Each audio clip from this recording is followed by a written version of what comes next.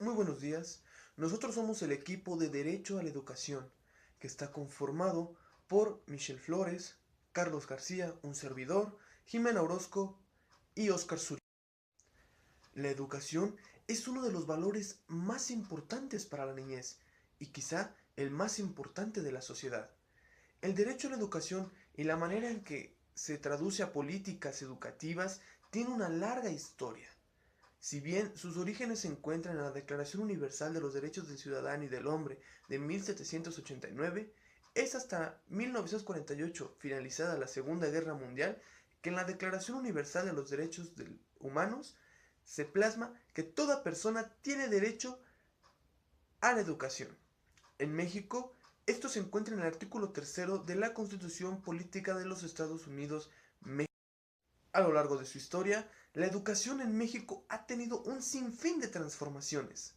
En la época prehispánica, para los mexicas, todos los niños tenían que asistir ya sea al Calmecac o centros de educación especializada o a los Texpoxcali, que es a los que comúnmente asistía la mayor parte del pueblo. Durante la colonia podemos encontrar varios tipos de educación, como por ejemplo la evangelizadora, el adiestramiento en artes y oficios, la femenina, la reformación religiosa y la universitaria. Ahora, durante el periodo independiente después de consumada la independencia, los liberales y los conservadores concordaban en que la educación era uno de los pilares fundamentales para el desarrollo de México. Sin embargo, sus luchas constantes impidieron una construcción sólida del Estado y en consecuencia definición de políticas educativas. Durante el periodo de 1824 a 1867, los avances en materia de educación fueron muy lentos, si no es que por decir nulos. Sin embargo, podemos rescatar tres importantes sucesos. Número 1. En 1833, Valentín Gómez Farías expide una ley en la cual por primera vez aparece el principio de la libertad de enseñanza. En 1842, el Estado encarga la educación y la dirección de instrucción pública a la Compañía Lancasteriana, y un año después, Antonio López de Santana decreta el Plan General de Educación de la República Mexicana. En 1867, con el triunfo liberal, se promulga la Ley Orgánica de Instrucción Pública, que establecía que la educación primaria era gratuita y obligatoria, la unificación educativa y la expulsión del clero de la enseñanza. Asimismo, contenía disposiciones sobre la modalidad de secundaria, así como la creación de la Escuela Nacional Preparatoria. Durante el porfiriato, Joaquín Baranda, ministro de Justicia e Instrucción durante 19 años, desarrolló un plan de educación que solo pudo aplicarse al Distrito Federal y a territorios federales. Asimismo, en 1888 se promulgó una nueva ley de instrucción obligatoria, que al igual que mencionamos anteriormente, solo se pudo aplicar en el DF y en territorios federales. Con la llegada de Justo Sierra, se crea la Secretaría de Instrucción Pública y Bellas Artes, de la cual fue su primer titular en 1905, y 5 años después se crea la Universidad Nacional de México. Durante la Revolución, los avances en materia de educación a nivel nacional fueron muy pobres. Sin embargo, en algunos estados, muchos de sus gobernadores llevaron a cabo obras y políticas encaminadas al mejoramiento del sistema educativo. Es en 1917 cuando el Congreso Constituyente eleva a rango constitucional los preceptos de educación laica, obligatoria y gratuita. Durante el periodo de 1920 a 1950, el crecimiento educativo en México fue moderado pero constante. En 1921, por iniciativa de José Vasconcelos, se crea la Secretaría de Educación Pública. En 1936 se crea el Instituto Politécnico Nacional. Durante el sexenio de Ruiz Cortines se crea la CONATE, el Consejo Nacional Técnico de la Educación, que estuvo en funciones hasta 1998. En 1960, durante la administración de Adolfo López Mateos, se crea la CONALITEG, la Comisión Nacional de Libros de Texto Gratuito. Durante el sexenio de Echeverría se crean 4 organismos: la CONAE, el CONACYT y el CENPAE. Asimismo, durante su administración, la Ley Federal de Educación de 1973 organizaba el sistema educativo, la función social y las bases del proceso educativo, así como sus derechos y obligaciones. Durante la década de los 80 se crea el Centro Nacional de Educación para la Evaluación, o Ceneval. Asimismo, en los 90 se crea el CONALEP y viene en 1993 la reforma del gobierno de Carlos Salinas de Gortari, así como la creación del INEA. Durante la administración de Felipe Calderón Hinojosa se crea la prueba enlace y ya más reciente, en 2012 se promulga la nueva reforma educativa durante el sexenio de Enrique Peña Nieto. Andrés Manuel López Obrador ha sacado a la luz 10 puntos que van a ser primordiales en su sistema educativo. En sí, no hay una definición de derecho a la educación, pero podemos basarnos en dos conceptos para poder generar una. El concepto de educación, que viene del latín educere, que significa guiar, orientar o conducir. Joseph Neri nos dice que la educación es potenciar las capacidades del individuo para, primero, satisfacer necesidades y aspiraciones personales y después desarrollar espiritualmente a la criatura humana. Después tenemos la definición de derechos fundamentales, que son aquellos que designan facultades o pretensiones garantizadas en virtud de un ordenamiento positivo. Muchas veces esto se lo confunden con los derechos constitucionales. Yo les voy a hablar un poco de los ordenamientos jurídicos aplicables en el derecho educativo. El principal, el que todos conocen, es el artículo 3 de la Constitución mexicana. En este se establece que la educación será gratuita para todo ciudadano mexicano. También establece que los niveles preescolar, primaria, secundaria y media superior serán obligatorios.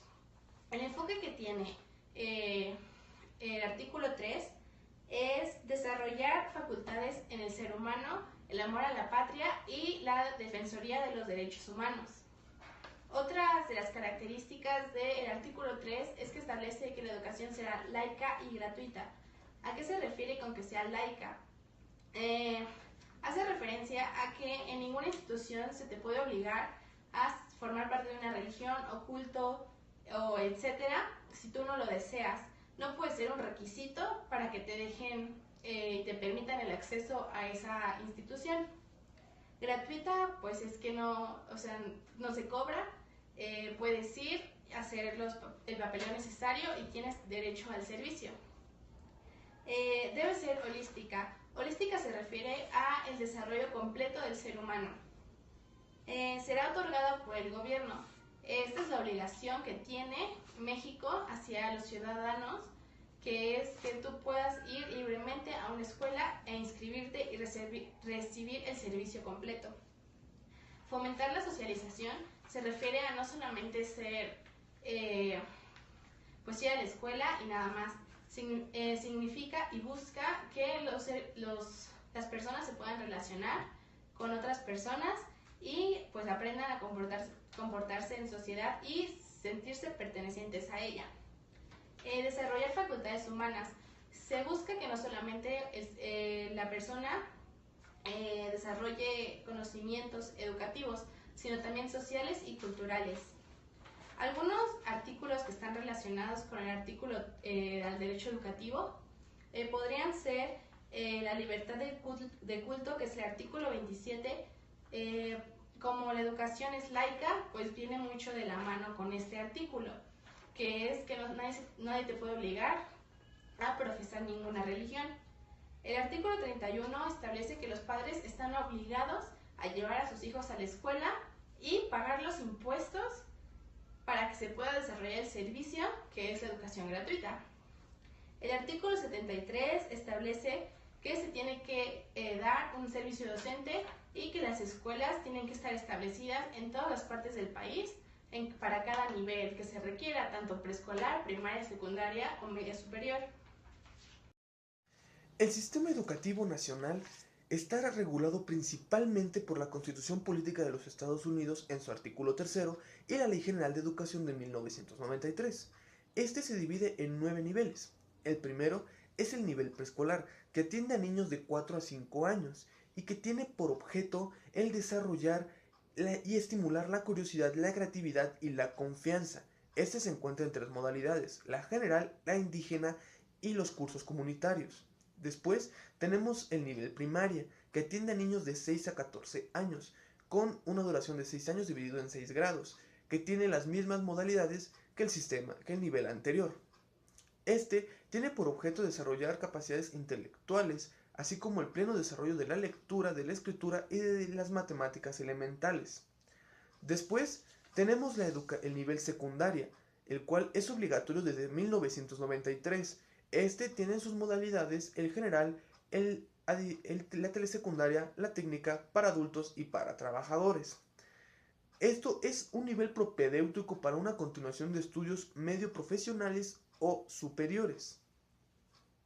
Después tenemos el nivel indígena. En la Constitución y en la Ley General de Educación queda plasmado y aceptado la índole pluricultural y multilingüística, y este tiene como objetivo ayudar a la alfabetización de las comunidades indígenas, todo esto desarrollándolo desde su lengua madre.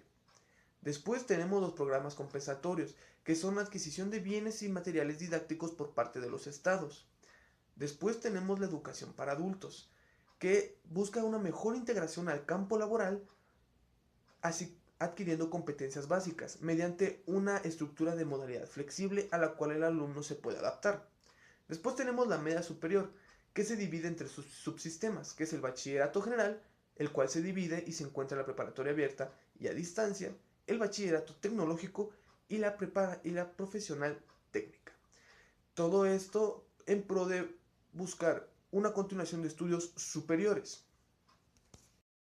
Después tenemos el nivel superior, que es fomentar a las personas en distintos campos, ya sea la ciencia, la tecnología o la investigación. Tiene 4 tipos de instituciones, que son las universidades generales, tenemos los institutos tecnológicos, las universidades tecnológicas y las escuelas normales. Por lo general, sus sistemas escolarizados se dividen en semestres o trimestres. Nos encontramos en el tecnológico, que busca encaminar a los estudiantes a ampliar su mercado laboral y desarrollo regional mediante diferentes actividades en pro de los retos nacionales. Como mayor referente tenemos al Instituto Politécnico Nacional, pero también tenemos 119 institutos tecnológicos y 44 universidades tecnológicas.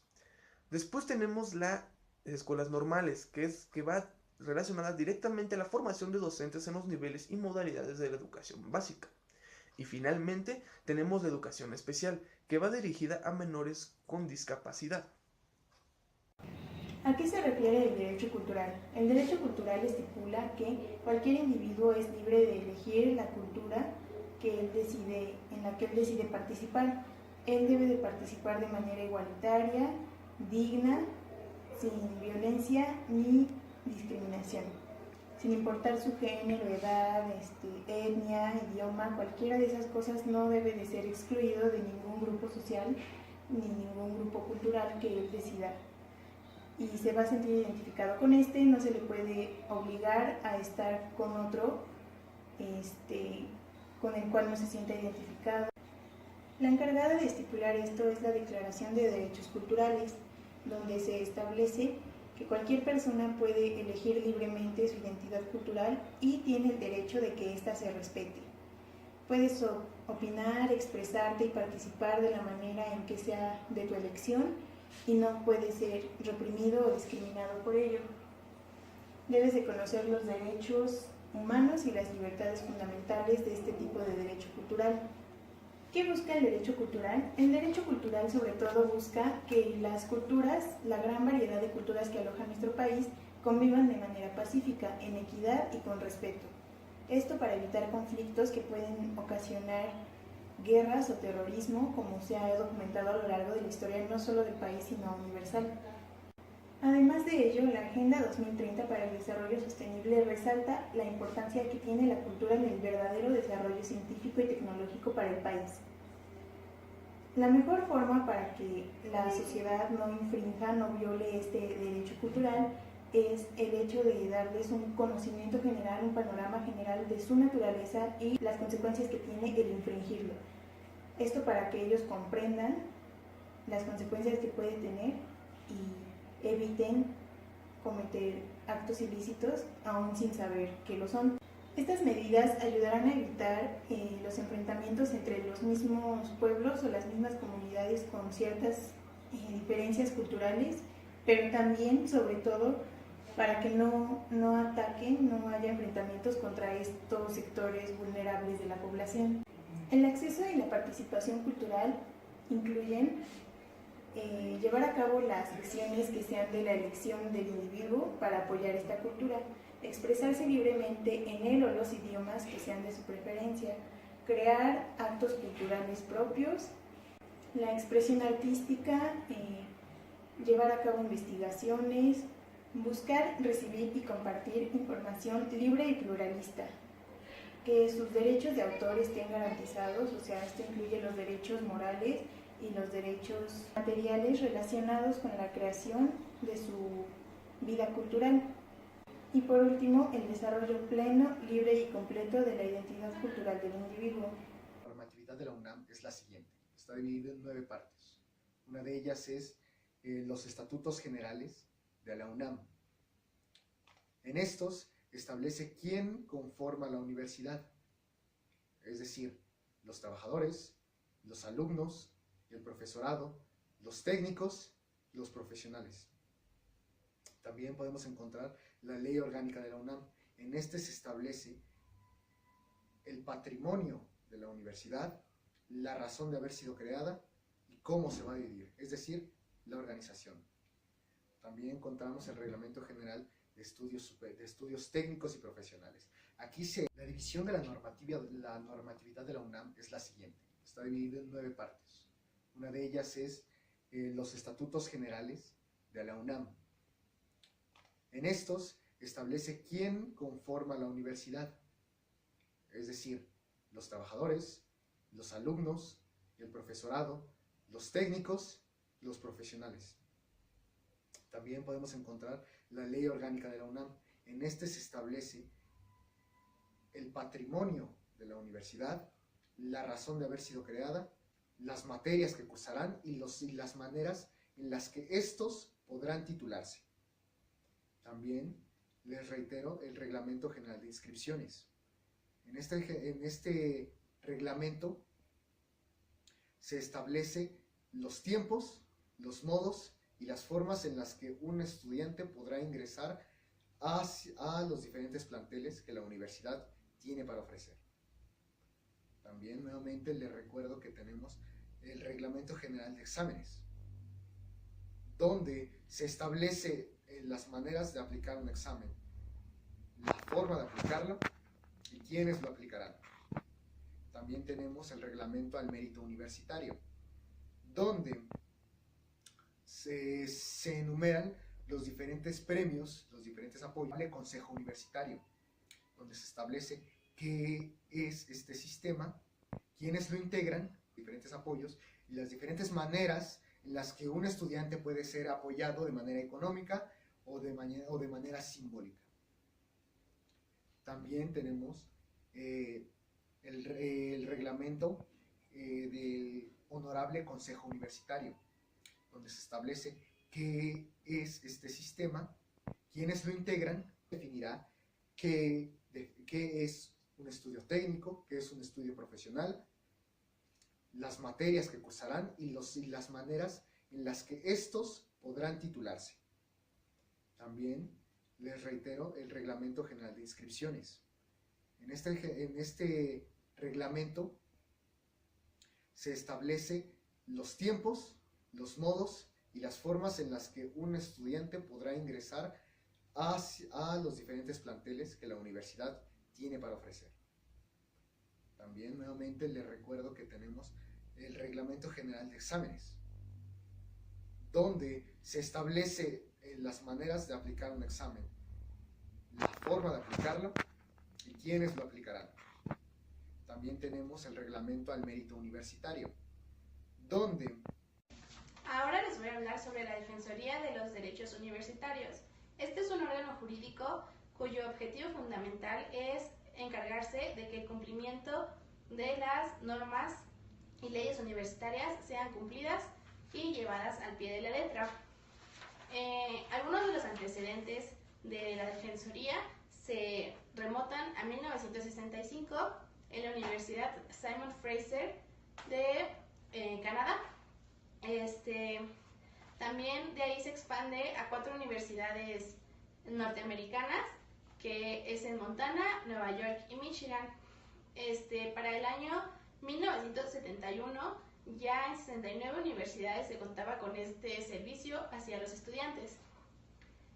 También uno de los antecedentes es el modelo escandinavo Ombudsman, cuya palabra Ombud significa el que actúa, vocero y representante.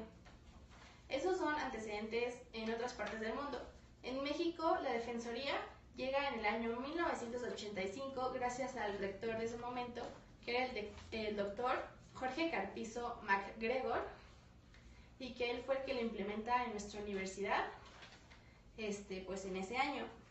Las labores fundamentales de la Defensoría es supervisar el respeto a las leyes universitarias, utilizar el diálogo como medio primordial para resolver los conflictos que se puedan presentar, mediar y conciliar los intereses de las partes, facilitar acuerdos y prevenir conflictos, promover los derechos humanos y crear cultura ciudadana y universitaria. Las partes que están presentes durante en la Defensoría de los Derechos Universitarios es el juez, que pues es el que dicta las sentencias y declara qué parte es inocente o culpable, el tribunal, que es el que juzga y dicta la sentencia, el abogado de oficio y un gestor dedicado a cuidar, promover o activar asuntos de interés ajenos.